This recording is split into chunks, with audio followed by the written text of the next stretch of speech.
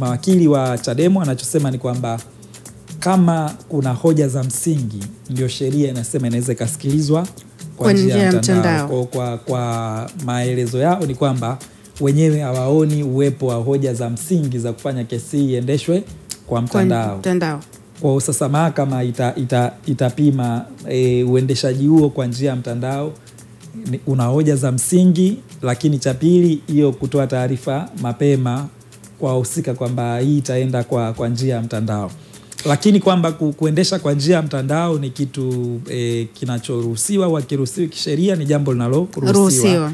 Ingawa ndo lina mazingira yake, lazima pawe na sababu za kufanya hivyo kwa njia ya mtandao. Tofauti na hapo, uendeshaji wa kawaida ni huu wa kwenda mahakamani, kupandishwa kizimbani, kusikiliza kwenye chumba na kutawanyika.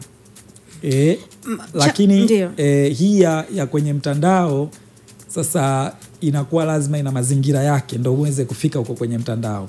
Ndio maana sasa hoja zao sio kwamba hatukubaliani na kusikilizwa kwa njia ya mtandao. Hoja yao ni kwamba sababu zipo za kutosha, lakini cha pili, kwa nini hawakupewa taarifa mapema? Sasa ni jambo ambalo linabishaniwa kisheria na litaamuliwa.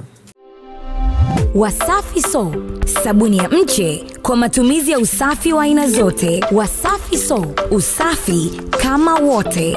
Sasa inapatikana Tanzania nzima.